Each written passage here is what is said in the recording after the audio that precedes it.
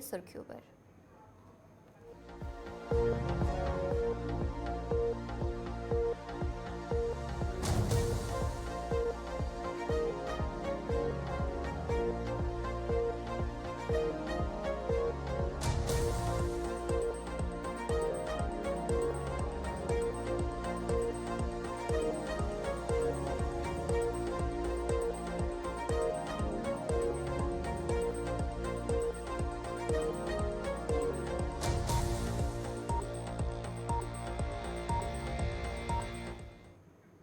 तो चलिए अब खबरें तफसील के साथ, जहां पर सबसे पहले बड़ी खबर से शुरुआत करेंगे। जिस तरीके से आज पूरे मुल्क में बारिश की वजह से जो नुकसान है वो देखने को मिल रहे हैं, और जिसके चलते राजस्थान की बात करेंगे तो वहां पर भी कहा जा रहा है कि बारिश की वजह से काफ़ी ज़्यादा नुकसान हुआ है। जयपुर में पेश आया दिल्ली जैसा वाकया, बेसमेंट में जो है वो पानी भर गया है, जिसकी वजह से 4 अफराद जो है वो हलाक हो गए हैं। और साथ ही साथ बताया जा रहा है कि वहां पर जो बारिश का अलर्ट है वो जारी किया गया है, और बताया जा रहा है कि और बारिशें वहां पर हो सकती हैं। जिस तरीके से दिल्ली में जो पूरा मामला पेश आया था, बेसमेंट में पानी भरने से जो यूपीएससी उम्मीदवार थे उनकी मौत वाकया हो गई थी, और वैसा ही मामला जयपुर में भी पेश आया है, जहां पर 4 अफराद हलाक हुए हैं। और उस इलाके में बताया जा रहा है कि जो लोग हैं उनकी तरफ से कहा गया कि बेसमेंट में पानी भरा है, जिसके चलते 4 लोग हलाक हुए हैं। और फिलहाल बारिश का अलर्ट भी जारी कर दिया गया है, और कहा जा रहा है कि आने वाले दिनों में और भी बारिशें हो सकती हैं, जिसके चलते जो अलर्ट है वो जारी कर दिया गया है। राजस्थान की जो राजधानी है जयपुर, और जहां पर कुछ तस्वीरें भी आप देख रहे हैं कि वहां पर जब ये पूरा मामला पेश आया, टीमें मौके पर पहुंची और बचाव कार्रवाई वहां पर की गई। राजस्थान की जो राजधानी है जयपुर में दिल्ली की कोचिंग सेंटर जैसा दर्दनाक वाकया पेश आया है। बताया जा रहा है कि बेसमेंट में सो रहे कुछ लोग अचानक पानी भरने से डूब गए, जिसमें 4 लोगों की मौत वाकया हो गई है। और ये पूरा मामला पेश आया जिसमें से 2 मासूम बच्चे भी शामिल हैं। जिन 4 लोगों की मौत वाकया हुई है उनमें से 2 बच्चे भी शामिल हैं, और अभी तक जो जानकारी सामने आ रही है कि सभी की लाशें बेसमेंट से निकाल ली गई हैं। जयपुर के जो सेकर रोड नंबर 17 पर बेसमेंट में पानी भर गया, और ये बेसमेंट तकरीबन 15 फुट गहरा था, जहां एक शख्स अपनी फैमिली के साथ सो रहा था। इस हादसे की खबर मिलते ही मौके पर जो टीम है, एसडीआरएफ की टीम पहुंचती है, और डूबने वालों की लाश बाहर निकालने का अमल शुरू किया जाता है। और जिसके बाद बताया जा रहा है कि जो लाशें हैं वो वहां से निकाल ली गई हैं। और ये जो शख्स था, जो बेसमेंट में उसका एक बेटा, बेटी और रिश्तेदार की पोती के साथ साथ कुछ दीगर रिश्तेदार भी सो रहे थे। और अचानक से जब बारिश होती है, जोरदार बारिश के बाद जिस तरीके से कई इलाकों में जो पानी भर गया, और वैसे ही इस बेसमेंट में भी धीरे धीरे पानी भरना शुरू हुआ, जिसकी खबर सोते हुए लोगों को नहीं मिल सकी। जब लोगों की आंख खुली तो एक हंगामा देखने को मिला। कुछ लोग बड़ी मुश्किल से बाहर निकलने में कामयाब हो गए, लेकिन 4 लोगों की मौत वाकया हो गई। और बताया जा रहा है कि जयपुर में अब भी मौसम खराब है, और आने वाले वक्त के लिए बारिश का भी अलर्ट दिया गया है। कई सड़कों में जो इलाके हैं वहाँ की सड़कें जो हैं धंसने से काफ़ी ज़्यादा नुकसान पहुँचा है, और कई अस्पतालों में भी पानी भरने की खबर सामने आ रही है। और ये भी बताया जा रहा है कि वहाँ पे एक छोटी बच्ची के नाले में बह जाने की भी इत्तला मौसूल हो रही है। और यानी कि जो लगभग आवाम को काफ़ी मुश्किलात का सामना करना पड़ रहा है। जिस तरीके से जो इस बार बारिशें हुई हैं, कई मुल्क भर में अलग अलग जगहों पर जो पानी भर आया है, सड़कें बंद हो गई हैं, मकान टूट गए हैं। और वैसा ही राजस्थान में भी ऐसी सूरत हाल देखने को मिली है, जहाँ पर बेसमेंट में पानी भर आया, जिसमें से 4 अफराद की मौत वाकया होगी, और जिनमें से 2 मासूम बच्चे भी शामिल हैं। फिलहाल उस इलाके में बताया जा रहा है कि बारिश का और भी अलर्ट जारी कर दिया गया है। जिला रामबन शालगढ़ी पोगल परिस्तान में आज एक आतिशबाजी का वाकया पेश आया। आग लगने के नतीजे में 2 घरों को शदीद नुकसान पहुंचा। इस वाकये में 2 खानदान शदीद मुश्किलात का शिकार है, क्योंकि उनके मकाना तबाह हो गए हैं। आग ने तेजी से फैलते हुए घरों को अपनी लपेट में लिया, जिससे उनके सामान और दीगर अहम अशिया भी जलकर खाकसर हुई हैं। और फिलहाल जो मुतासरा खानदान है उनकी तरफ से ये कहा गया है कि उनकी मदद की जाए, क्योंकि मुतासरा खानदानों का ये कहना है कि वो खुले आसमान तले हैं और फौरी मदद की ज़रूरत है। और बताया जा रहा है कि उनकी तरफ से इंतज़ामिया से अपील की गई है कि उन्हें फौरी इमदाद फराहम की जाए।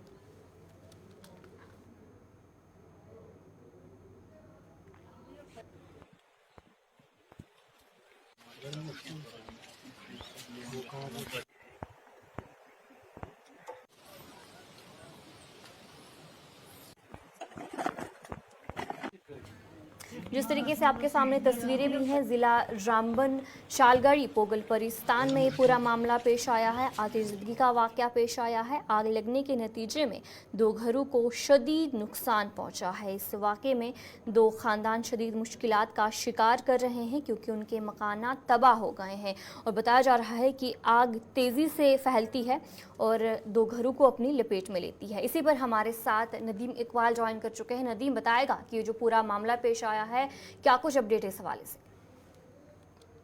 जी बिल्कुल अतिया गुज़श्ता शब पोगल परिस्तान के शालगढ़ी इलाके में अब्दुल मजीद चौपान और मोहम्मद रफीक चौपान के घर को आग ने अपनी लपेट में ले लिया, जिसके नतीजे में लगभग 7 कमरों पर मुश्तमिल एक घर पूरी तरह से राख के ढेर में तब्दील हो गया है। कहीं न कहीं अब ये चीज़ कहें कि जहां एक तरफ लोगों ने कोशिश तो की, जो मकामी लोग थे वहां पर पहुंचे, आग पर काबू पाने की कोशिश की, लेकिन नाकाम रहे और देखते ही देखते पूरा घर राख के ढेर में तब्दील हो गया। अब ये जो 2 कुंबे इस घर के अंदर रह रहे थे, वो दोनों परेशान हाल हैं, खुले आसमान तले जिंदगी बसर करने पर मजबूर है। लेकिन कहीं न कहीं लोगों की तरफ से सवाल उठाए गए हैं इंतजामिया की कारकर्दगी पर, क्योंकि आज से पहले की हम बात करें, जहां ताजनिहाल के मुकाम पर जब इस तरह की वारदात देखने को मिली थी, जिसमें 3 सगी बहनों ने अपनी जानें गंवाई थी, उस पोगल परिस्तान के लोगों ने यकजहती दिखाते हुए प्रोटेस्ट भी किया था, एहतजाज भी किया था। और एहतजाज इसको लेकर था कि आगजनी की जब भी कोई वारदात होती है तो बानिहाल से फायर टेंडर्स का उखड़ाल तक पहुंचना काफी मुश्किल रहता है, और इसलिए उन लोगों ने मांग की थी कि फायर टेंडर्स जो है उखड़ाल में अवेलेबल रखी जाए और छोटा सा फायर स्टेशन हो, ताकि जहां कहीं भी आग की वारदात रोनुमा होती है तो उससे निपटा जा सके। लेकिन कहीं न कहीं लोग आज की डेट में भी गम और गुस्से में है, और वजह यही है कि जनाब सरकार ने हमें यकीन दिलाया, एहतजाज के बाद इंतजामी अमूर चलाने वाले लोग हम तक पहुंचे और बताया गया कि आपकी बात को हम संजीदगी से लेंगे और फायर स्टेशन भी यहाँ पर होगा, फायर एंड इमरजेंसी सर्विसेज भी आपको मिलेंगे। लेकिन अब वो चीजें न मिलने की वजह से एक तरफ हम कहें लोगों के अंदर गम नदीम, बताएगा ये जो पूरा मामला पेश आया है, तो ये आग किस वजह से लगी, इस हवाले से कोई जानकारी सामने आई है? और जिस तरीके से फायर स्टेशन ना होने की वजह से कितना मुश्किलात वहाँ के लोगों को करना पड़ रहा है, क्या कुछ कहा जा रहा है उनके घर वालों की तरफ से?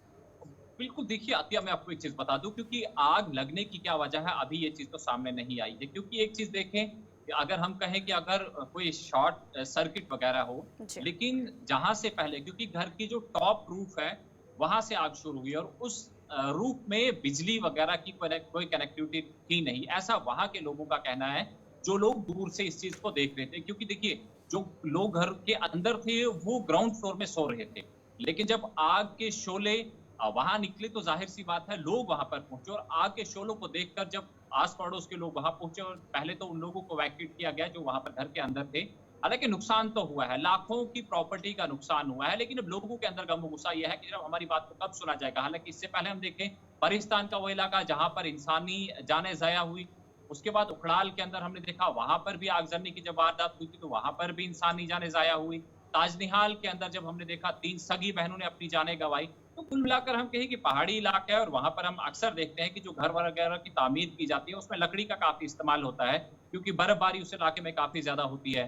तो इस वजह से वहां पर जो टीन की जो शीट्स वहां पर लगाई जाती है तो स्लोप काफी देना होता है और वो लकड़ी पर ही पॉसिबल होगा। लेकिन अब जब लकड़ी उन मकानों की तामीर में लगाई जाती है और आग वहां पर वो जल्दी से लकड़ी पकड़ लेती है। लेकिन अब जब लोग कई बार मुतालबा कर चुके हैं, एहतजाज कर चुके हैं, लेकिन इंतजामिया की तरफ से अगरचे उन्हें यकीन दिलाया गया लेकिन उसके बाद भी उनकी बात को अनसुना किया गया है, इसको लेकर लोगों में काफी गम व गुस्सा है। क्योंकि अगर इस तरह ही अगर इंतजामिया ने इन लोगों की बात को अनसुना किया गया तो जाहिर सी बात आने वाले वक्त में अगर इस तरह की दूसरी वारदात होती है तो परेशानियां लोगों के सामने होंगी। आज हम देख रहे हैं कि 2 कुंबे, 2 परिवार खुले आसमान तले जिंदगी बसर करने पर मजबूर है। और वजह यह रही कि आग को कंट्रोल किया जा सकता था, लेकिन मकामी लोगों के पास इतनी चीजें हैं नहीं कि वो आग को कंट्रोल करें। अगर फायर एंड इमरजेंसी सर्च घुड़ाल के अंदर होती तो 5-7 किलोमीटर का सफर तय करना कोई ज्यादा बड़ी बात नहीं, और 15-20 मिनट में वहां पर गाड़ी पहुंचती तो आग पर काबू किया जा सकता था। और आने वाले वक्त में भी अगर इस तरह की परेशानी हुई, इस तरह की वारदातें देखने को मिली, तो जाहिर सी बात है कि बाकी भी मजीद इस तरह की कौवे हमारे पास होंगे जो खुले आसमान तले जिंदगी बसर करने पर मजबूर होंगे। चलिए बहुत बहुत शुक्रिया नदीम मुतासिर जानकारी देने के लिए। नदीम आपको जानकारी दे रहे थे कि जहां पर रामबन में पूरा मामला पेश आया है, जहां पर आग लगने की वजह से 2 घरों को शदीद नुकसान पहुंचा है और मुतासरा खानदानों ने इंतजामिया से मदद की अपील की है, और वहीं इलाके के जो लोग हैं उनकी तरफ से काफ़ी नाराज़गी जाहिर की जा रही है। उनकी तरफ से मुतालबा किया जा रहा है कि जल्द उस इलाके में एक फायर स्टेशन कायम किया जाए। जम्मू कश्मीर नेशनल कॉन्फ्रेंस के कारकुनों ने कुलगाम में बढ़ती हुई महंगाई के खिलाफ एहतजाज किया। ये एहतजाज नेशनल कॉन्फ्रेंस के सीनियर रहनुमा, रियासती सेक्रेटरी और साबिक काबीना वजीर सकीना इत्तू के घर से शुरू हुआ और STM दफ्तर DH पूरा पर इख्तिताम पजीर हुआ। मुजाहिरीन ने मरकजी हुकूमत के खिलाफ नारेबाजी की और बिजली के बिलों में इजाफा और बेरोजगारी जैसे मसाइल पर आवाज़ बुलंद की। नेशनल कॉन्फ्रेंस के सीनियर रहनुमा सकीना इत्तू ने एहतजाज की क़यादत की। इस मौके पर उन्होंने बात करते हुए कहा कि महंगाई अरूज पर है और मसलसल हुकूमतें इस इलाके को नज़रअंदाज कर रही हैं।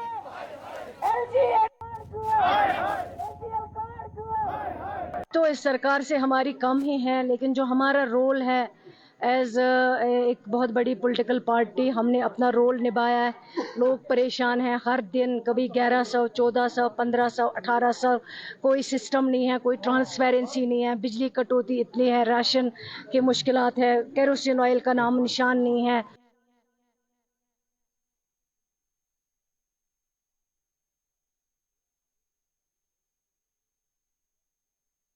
इसी तरह पानी आप देख रहे हो कितनी मुश्किलात है इस वक्त लोगों के। 1-2 ऑफिसर से मैंने कई बार रिक्वेस्ट की, मैंने क्रिएट रहता है ज़रूरत इरिगेशन फ्लड कंट्रोल वालों को ये लगा लीजिए ताकि ये कैनाल जो है, चाहे अहरबल कैनाल हो, बानीमुला कैनाल हो, नूराबाद कैनाल हो, ये चल सके, पानी आ सके ताकि लोगों को इससे आराम हो सके। लेकिन ऑफिसर्स तो बात सुनते नहीं, उन्होंने कान भी बंद किए हुए हैं, आँखें भी बंद की हुई है। तो आज हम मजबूर हो गए, चाहे वो गैस सिलेंडर की बात करें, महंगाई तो हर चीज़ में है। इतने इन्होंने लोगों को कमर तोड़ी हुई। जो गरीब भाई हमारा है, BPL कार्ड आनंद फानंद चले जाते हैं, आज इसका काटते हैं, कोई क्राइटेरिया नहीं है, कोई लिमिट नहीं है, कोई ट्रांसपेरेंसी नहीं है, डिक्टेटरशिप चलाते हैं। SHO ऑर्डर आमद इस ऑर्डर को इशू किया गया है और कोई मुलाजमत नहीं है, लोगों को बेरोजगार है, लोग परेशान हो गए, फ्रस्ट्रेट हो गए, ड्रग एडिक्ट हो गए, ड्रग का शिकार हो गए हमारे जवान, क्योंकि पढ़े लिखे घरों में बैठे हैं। तो आज हमने ये शुरुआत की है, हमने ऑफिसर से बात की है और इंशाल्लाह मुझे उम्मीद है कि वो इसमें कुछ करेंगे, नजरसानी और लोगों के मुश्किलात हल करेंगे। अगर नहीं करेंगे तो आगे हम भूख हड़ताल पे बैठने वाले हैं, चाहे हमें 1 महीना भी बैठना पड़े, लेकिन हम बैठेंगे और लोगों के साथ ये ज़्यादतियाँ जो है, ये ज़्यादतियाँ हम बर्दाश्त नहीं करेंगे।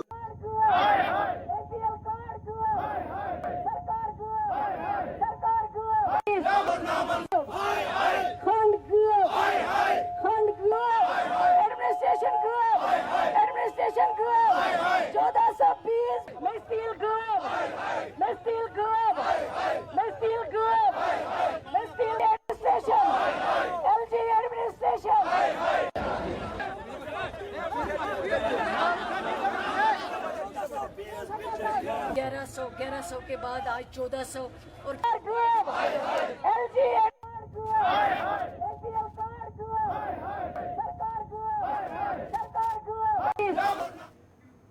सब डिस्ट्रिक्ट अस्पताल कुपवाड़ा में स्वच्छता ही सेवा के तहत 15 दिनों का सफाई प्रोग्राम शुरू किया गया। Medical superintendent doctor Mohammad Shafi Mir ने स्टाफ के साथ सफाई का अहद किया और आवाम से प्लास्टिक का इस्तेमाल ना करने की अपील की। इस दौरान उन्होंने कहा कि अस्पताल में प्लास्टिक इस्तेमाल करने वालों के खिलाफ कानूनी कार्रवाई होगी।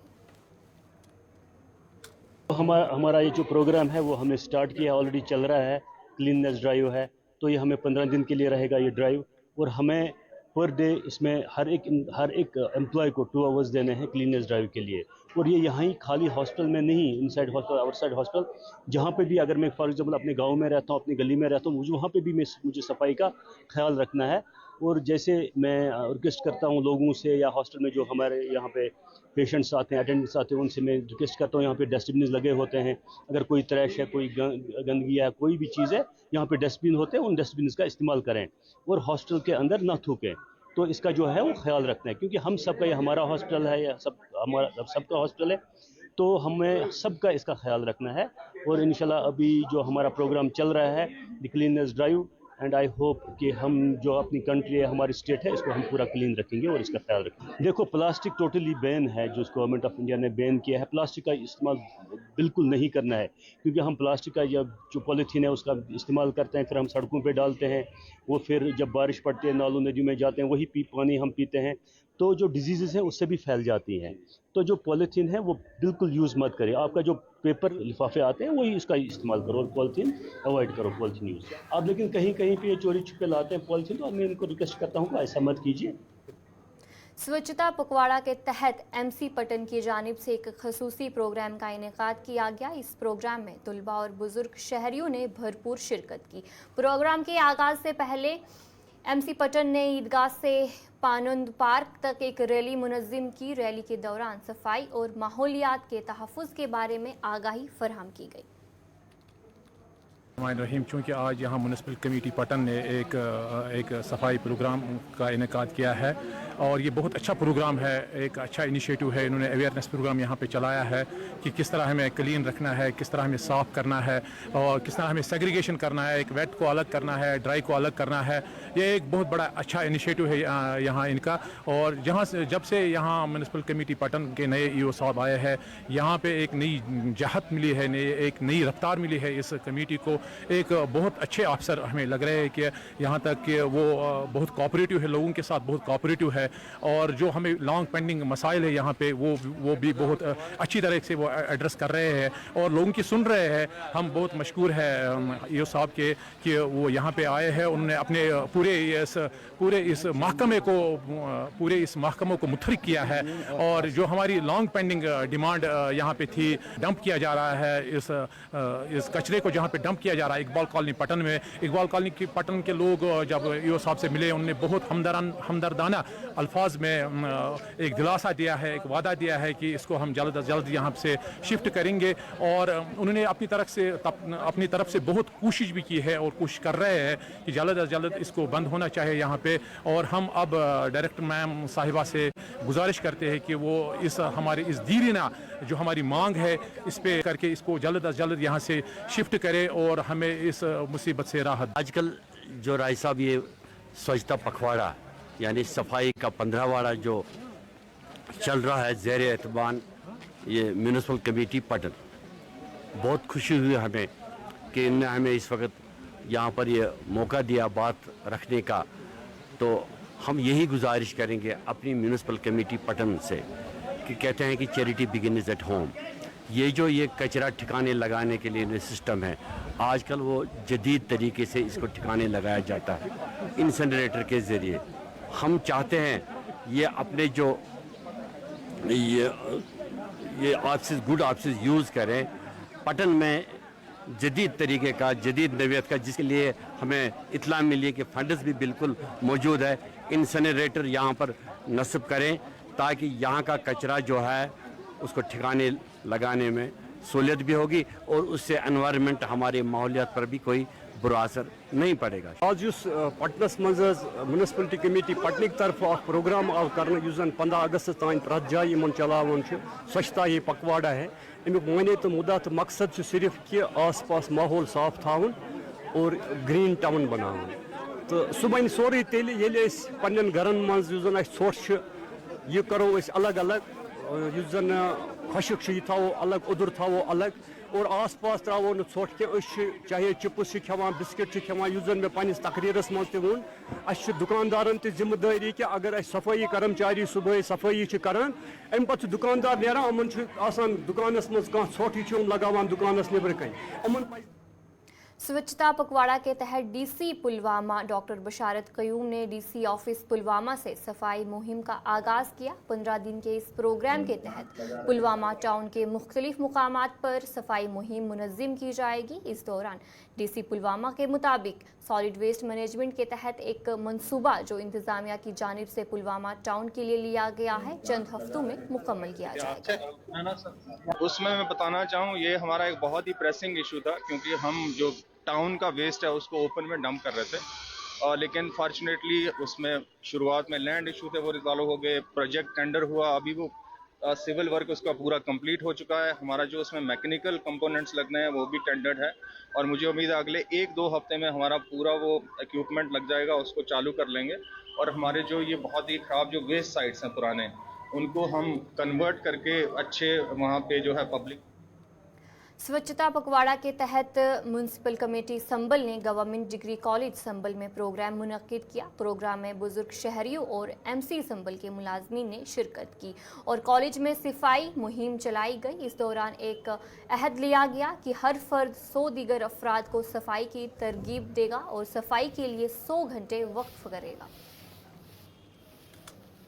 This initiative has been initiated by the Government of India in connection with the 77th Independence Day celebrations, and we have been directed from the higher education and the district administration to initiate certain programs, awareness programs, sensitization programs, in order to make our students well equipped with the knowledge that they are the future citizens of our country, to take the cognizance of cleanliness as the initiative, to keep our country updated with the care, the love, the affection of cleanliness, and then to make our country healthier and greener. This all can be done when we educate our students, when we educate our locality members, the community members at the grassroots level, and take the initiative to the heights by giving our best efforts and dedicating ourselves. ADC Handwara Aziz Ahmad Rather ने कहा कि उन्होंने higher secondary के लिए तरबीती programme मुनक्किद किया, जिसमें बच्चों और उस्ताज़ा दोनों को फ़ायदा होगा। एडीसी हंदवारा ने कहा कि निचले तबके के मॉडल स्कूल्स की तालीमी कमज़ोरियों की निशानदेही और बेहतरी के लिए वो खुद स्कूलों का दौरा करेंगे। इस इक़दाम से ज़िला कुपवाड़ा हंदवारा के बच्चों की तालीमी मयार में बेहतरी आएगी। स्कूलों और मयार तालीम के बारे में मैं आपसे और आपकी वसातत से ये कहना चाहूँगा कि जो high and higher secondary school हैं उनके कोऑर्डिनेटर्स कोई 80-90 मेरे पास थे। हमने उनको 4 घंटे की एक तरबियत दी है। कुछ उसमें टीचिंग मॉड्यूल्स हमने आज से कोई 20 दिन पहले उनको सिखाए हैं, जिसका फल बच्चों को मिलेगा और बाकी टीचर भी उससे मुस्तफ़ीद होंगे, जो मुझे यकीन है। That is beyond classroom, beyond books. 1-2-3 modules हैं जिसमें वो उसके साथ कॉम्प्रहेंसिव लर्निंग है, लैटरल लर्निंग है, उसकी टेक्निक्स हैं, हमने उनसे शेयर की हैं। आई एम होपफुल उससे बच्चों को बहुत ज़्यादा फ़ायदा होगा और उनके करियर बनाने में भी फ़ायदा होगा। लेकिन जो नीचे के स्कूल हैं, मिडिल स्कूल और उससे नीचे, उनमें मैं खुद जाया करूँगा, क्योंकि बहुत हिसास तबका है जहाँ हमें 3rd, 4th, 5th, 6th, 7th, 8th तक के बच्चे मिलते हैं। तो उनकी डायग्नोस्टिक स्टडी करने के लिए मैंने 2-3 स्कूलों का इंतखाब किया था। आज मैंने वो किया। हमने देखा कि बच्चों की कमज़ोरियाँ कहाँ पे हैं, और जो हमारे असातिज़ा साहिबान हैं जो काम करते हैं, सिलेबस पढ़ाते हैं, बहुत अच्छे से पढ़ाते हैं। मैंने तो चलिए उर्दू खबरनामे में इतना ही। आप बने रहे गुलिस्तान न्यूज़ के साथ।